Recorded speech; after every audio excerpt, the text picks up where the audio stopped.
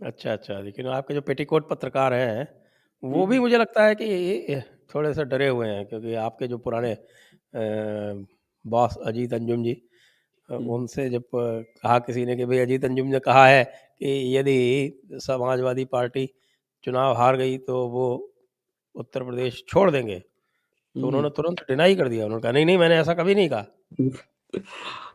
अजीत अंजुम मेरा बॉस नहीं था, मनीष ठाकुर जी का था। अच्छा, अजीत अंजुम मनीष। जी के यहाँ मैं एक बार गया था। मैं तब दैनिक जागरण से था, तो उस समय सनसनी जो है बीएजी ने शुरू किया था। बीएजी बड़ा फेमस था, और मैं क्राइम रिपोर्टर था। तो हर क्राइम रिपोर्टर का एक होता था कि, तो जब मैं गया इंटरव्यू देने गया, तो अजीत अंजुम कोई भी इंटरव्यू देने जाता थोड़ा सा सॉफ्ट रहता है, तो मेरे से उनकी थोड़ी तू मैं हो गई। तो मैं पहले ही समझ गया कि अजीत अंजुम ने कहा, तुम प्रिंट वाले क्या जानते हो? प्रिंट वाले रिपोर्टर्स तो चलो टेलीविज़न में हम ले लेते हैं, लेकिन मैंने कहा माफ़ कीजिएगा सर, हम प्रिंट वालों के कारण आप इलेक्ट्रॉनिक मीडिया की दुकान चलती है। ऐसे शब्द बोल गया मैं। मैं ऐसे जैसा, तो क्या मतलब है तुम्हारा? मैंने कहा हमसे अगर वो आपके रिपोर्टर पूछे नहीं तो उनको न्यूज़ ना पता चले। तो हुँ। उनका एक बार स्टार रिपोर्टर था। मैंने कहा आपके जो स्टार रिपोर्टर ने अभी एयरपोर्ट पे एक स्टिंग किया है, ज़रा उससे पूछिएगा स्टिंग करवाया किसने है? वो बड़ा लग गया, उनको तीखा लग गया। मैं तो वहाँ हुँ। से निकला, उसके बाद मनीष ठाकुर और को इतना बेइज्जत किया उन्होंने, किसको बुला लिया था यहाँ? तो अजीत अंजुम के साथ मेरा पहला मुलाकात टसन का रहा है। तो अजीत अंजुम की पूरी पत्रकारिता राजीव शुक्ला कांग्रेसी सांसद माने उनकी पूरी पत्रकारिता राजीव शुक्ला के पूछ पकड़ के शुरू होती है, पूछ पकड़ के ही खत्म हो जाती है। तो और हुँ। जब भाजपा की सत्ता आई 24-14 में, तो कितने अवसरवादी ये लोग हैं कि आप देखेंगे कि तुरंत जाके रजत शर्मा की पूछ पकड़ लिया कि अब तो इधर जाना होगा।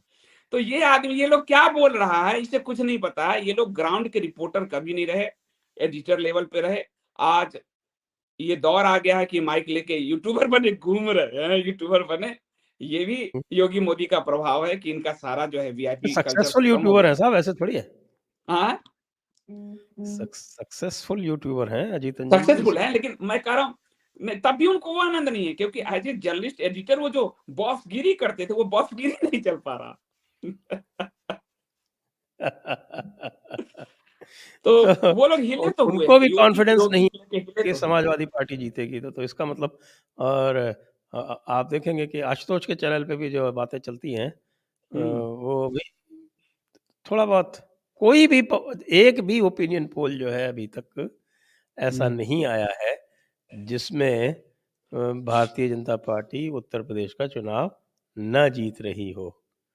यहाँ तक कि आपने देखा होगा कि हमारे यशवंत देशमुख जी, जिनका स्ट्राइक रेट 50% से ऊपर नहीं है, लेकिन वो भी जरा है, वो कैसे तरीके से करते हैं कि साहब सबसे पहले 41% पे उन्होंने वो दे दिए 270-280 सीटें, और फिर उसके बाद परसेंटेज वही रहता है और सीटें घस के आ जाती हैं 212-215 पे, और उसके बाद जब फाइनल ओपिनियन पोल करते हैं तो फिर बढ़ा के 230 कर देते हैं।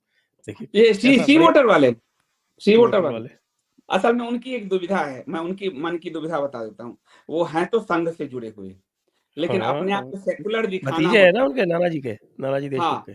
मैं वही कह रहा हूँ। तो अब उनको क्या है कि अपने आप को न्यूट्रल दिखाना है और सेक्युलर दिखाना है। यहाँ आंकड़े गोली खा जाते हैं इनके। यह असली कहानी यहाँ है। ओरिजिनल आंकड़ों पे वो नहीं बात करते। उनको अपने आप, ये जो न्यूट्रल दिखाने की जो बीमारी है ना, ये बीमारी कितने सैफोलॉजिस्ट को डुबाती है। उनको जहाँ दिखता है कि भाजपा नहीं, नहीं भाजपा को ऐसे कैसे दे सकते हैं, लोग कहेगा अरे संघी इसकी वजह से ऐसा दे रहा है, तो उसको थोड़ा पीछे खींच लेते हैं। जनता का मूड देखो ना, भाजपा है नहीं है ये बाद में आप देखना। उनका सारा वही है, क्योंकि बैकग्राउंड संघ का है, लेकिन दिखना न्यूट्रल है। तो ये जो दुविधा है वो देशमुख जी का, इसलिए सी वोटर पे तो मैं बड़ा भरोसा करता भी नहीं कभी, क्योंकि उनके सर्वे कभी आपने 50% कहा है तो होगा, मैं उनको देखता भी नहीं, क्योंकि उनका सबसे बड़ा है कि वो आंकड़े सही पेश करने की जगह वो अपने अपने जो उनका उनकी जो दुविधा है, वो दुविधा उनके उसमें प्रेजेंट होती है कि हमको न्यूट्रल दिखना है। ये न्यूट्रल का जो बीमारी है ये बड़ा खराब है। और आपको बताऊं कि योगी लोग कितना कम कर रहे हैं, तो 235 पहुंच रहे हैं। आप समझिए, ये जितने जर्नलिस्ट हैं, जितने सर्वे, मैं भी जागरण में नई दुनिया में सर्वे कर चुका हूँ, सर्वे जानता हूँ कैसे होता है। तो ये जो जितने भी हैं, ये खींच थोड़ा के बताइए कैसे 235 होता कर है पा जरा? रहे हैं। थोड़ा दर्शकों को बताइए कैसे होता है? सर्वे आपको साफ बताऊं, एक तो पहले बताऊं कि मैंने सोशल सर्वे की पढ़ाई की हुई है सोशियोलॉजी में। दूसरा, हमारे अखबार में तो ये सर्वे होता था। यही सर्वे में आपको अपने लोगों से ही भरवाए जाते हैं, आपको सच बात बता देता हूं यहाँ में। और दूसरी बात है कि कई बार क्या होता है, सर्वे का रिफ्लेक्शन संपादक आपको लाइन दे देता है। ये मैं अब बहुत बड़े संपादक के अंदर मैं काम किया हूं, उनको पता है। ये लाइन दे देता है कि इस लाइन को टेस्ट करना। वो ये नहीं कहता कि ये लाइन लेके आना, इस लाइन को टेस्ट करना। अब वो टेस्ट करना में आपको समझ में आता है। तो सर्वे में क्या होता है कि आपको ऐसे लोगों को पकड़ के उस लाइन को टेस्ट यानी कि उस लाइन को स्थापित करना होता है। तो ये सर्वे का सबसे बड़ा तरीका हमने लंबे समय किया है। और नहीं कुछ होता है तो अपने लोगों को भड़ के, कुछ इधर उधर के लोगों को भड़ के, लेकिन न्यूट्रल दिखाने का प्रयास होता है। पहली ही लाइन होता है कि इस लाइन को देखना आप जरा कि सपा का क्या स्थिति है, सपा के प्रति लोगों का क्या है। तो जब एडिटर कह रहा है, आप समझ जाइए रिपोर्टर को सपा की मजबूत स्थिति सर्वे में दिखानी है। ये मैं एकदम गवाह हूं, गवाह क्या मैंने किया हुआ है, इसलिए बता रहा हूं। ये कहा गया। और भाजपा को से देखिएगा, न्यूट्रल भाजपा का क्या होता है। आ तो रही है भाजपा, इस समय होगा, लेकिन आप लोग कहीं ऐसा ना कर दें कि 300 दिखाने लगे। जरा सही ग्राउंड धरातल पे बात कीजिएगा। तो फिर सर्वे का मतलब होता है कि संपादक जी कह रहे हैं कि इसको हमको भाजपा ठीक है दिखती जीतती हुई दिखती है सबको, तो लेकिन इसको हमको थोड़ा सा अंडर प्ले खेलना है। तो वो लाइन होता है और इसके लिए बाकायदा बैठक होती है।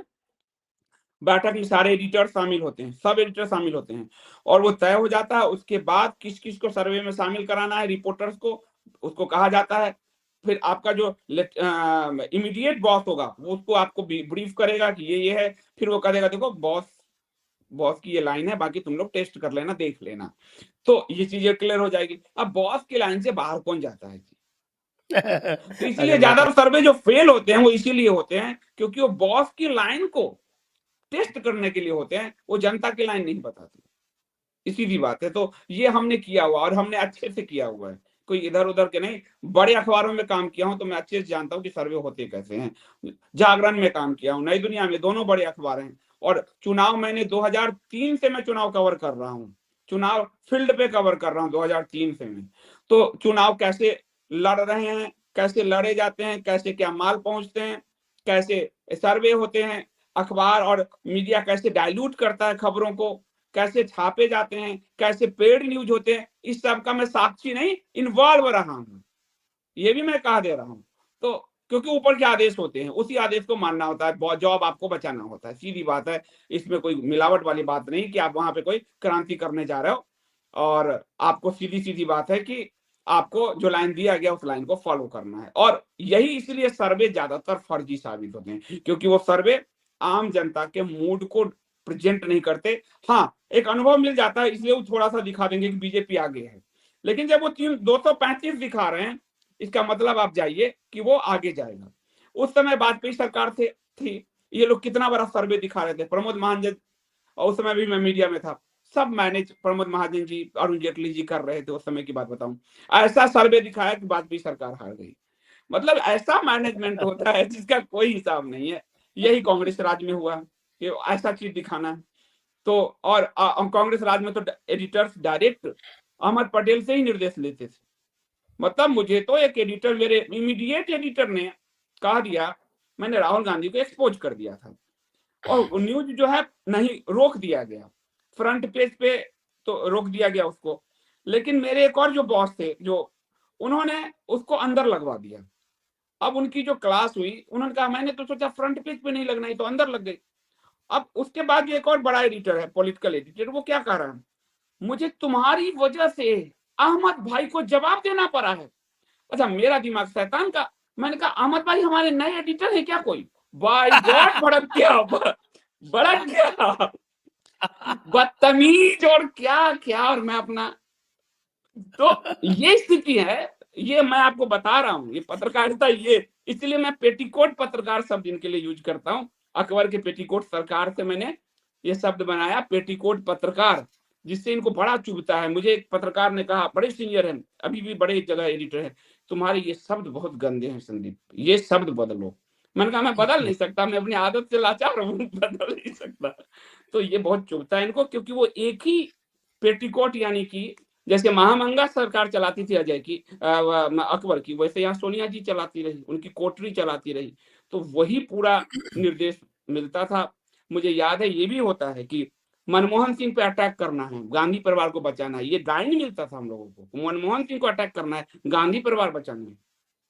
तो अभी का जो सर्वे है 235, आपको आप ये तय मानिए कि यही हुआ है, लेकिन ये 235 खींच के ये दिखा रहे हैं, ये सीट इससे कहीं ज्यादा है, मुझे जो दिख रहा है। ये सी वोटर वालों ने, बताऊँ मैं आपको, 2017 में इन्होंने जो एग्ज़िट पोल दिया था, उसमें भाजपा को 161 सीटें दी थी। आई बताइए, उसके डबल से ऊपर। वो उनकी तो वो दुविधा है ना कि वो न्यूट्रल होना है उनको, उनके न्यूट्रल तो होना इतना है। भी क्या न्यूट्रल कि आधी सीटें दे दी। उनकी बड़ी दुविधा है, उनका तो भाजपा दफ्तर में भी मजाक उड़ता है। बड़े लोग, अरे जसवंत जी तो अपने ही हैं, कोई बात नहीं, ऐसे बोल देते हैं। मतलब ऐसा बोला जाता है, वो कितना ही न्यूट्रल बने, उनको कोई, अरे वो तो अपने हैं, कोई बात नहीं। ये स्थिति हो अब रही है। जो आप इस समय पश्चिमी उत्तर प्रदेश देख कर आए हैं पूरा, तो उसमें जैसे मुझे ये जानकारी, जो हमारी भी टीमें लगी हुई हैं, हम्म। और उन टीमों में जैसे जो जानकारी उभर कर आ रही है, उसमें से एक जानकारी ये आ रही है कि जो ये लॉ एंड ऑर्डर का इशू है, वो उसकी ध्वनि जो है, उसकी जो ध्वनि टंकार है, वो पश्चिम में अधिक जोर से दिखाई पड़ रही है। लो देखिए, अब कल का अगर हम घोषणा पत्र लें, उसमें हम 2-3 चीज़ लेते हैं। आप देखिए मेरठ, मेरठ मंडियाना के दंगे सबको पता है। वहाँ अत्याधुनिक पुलिस ट्रेनिंग सेंटर बनाएँगे। देखिए घोषणा, वो जगह वो कैसे उन्होंने चुना है। मैं योगी जी को बहुत, मतलब उनकी ट्रेनिंग इतनी अच्छी हुई है महंत अवैधनाथ के साथ, कि उनकी सोच बहुत बहुत और कल्चरल सोच है। मेरठ, उसके बाद आप देखिए Meerut, Rampur, Azamgarh, Kanpur, Bahraich anti terrorist commando centre. अब ये सब जानते हैं वहां कौन लोग हैं, कौन दंगा। आजमगढ़ में तो आपको ध्यान होगा, अमर सिंह से लेकर और सलमान खुर्शीद तक रोते फिरते थे आजम खान के में। मतलब आजम, ये जो दंगे हुए यहाँ हुआ था बाटला हाउस, उसके लिए रोते फिर रहे थे। आजमगढ़ एक समय पूरा सेंटर बन गया, एपिक सेंटर बन गया आतंकियों की, पूरी जबरदस्त आप देखेंगे। देवबंद पे देखिए वो योगी जी वहां वो अपना एक कमांडो सेंटर रखना चाह रहे हैं। तो वो साफ मैसेज दे रहे हैं, एकदम साफ मैसेज दे रहे हैं, कोई लाग लपेट नहीं है कि इन तुम्हारी नजर में वोटरों को कह रहे हैं कि ये लोग आतंकी हैं, ये कानून व्यवस्था के लिए खतरा रहे हमेशा, इनकी गुंडागर्दी रही जिससे आप सताए जाते रहे, ये तमंचा लहराने वाले लोग रहे हमेशा, इन्होंने आपकी जमीन कब्जा किए, इन्होंने पूरे आतंक को बढ़ाया, दंगों को बढ़ाया, पश्चिमी यूपी में दंगों को बढ़ाया।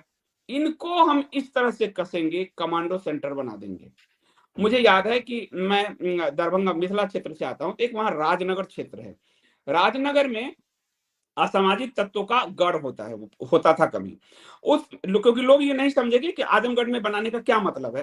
राजगढ़ में राज दरभंगा का बहुत बड़ा किला है, बहुत ही सुंदर राज दरभंगा का। और आजादी के बाद पहली बार किसी किला में जो सीमेंट, मतलब आजादी से पहले मैं कह रहा हूँ ब्रिटिश राज में जो सीमेंट का प्रयोग हुआ था वो राजनगर किला में हुआ था। तो वो इतना बड़ा, अब वहां जो असामाजिक तत्व थे, तो वहां पे नेपाल का बॉर्डर लगता है। नेपाल का बॉर्डर लगने के कारण बॉर्डर सिक्योरिटी फोर्स का वहां सेंटर बनाया गया, पूरा राजनगर शांत हो गया और वो अब पर्यटन स्थल बन गया, सिर्फ एक बॉर्डर सिक्योरिटी फोर्स का सेंटर वहां डालने से। जितने असामाजिक तत्व थे सब साफ हो गए, रासाम जो हो।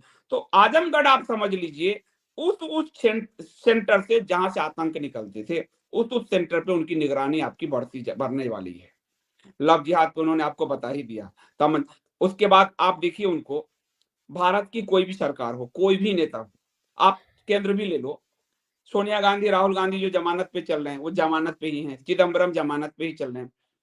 आज आजम खान नाक रगड़ रहा है कि हमें जमानत दे दो जी, हमें जमानत। केस कितना मजबूत तैयार किया गया है आजम खान के खिलाफ, वरना कोई सोच सकता था 2017 से पहले आजम खान को कोई हाथ डालेगा।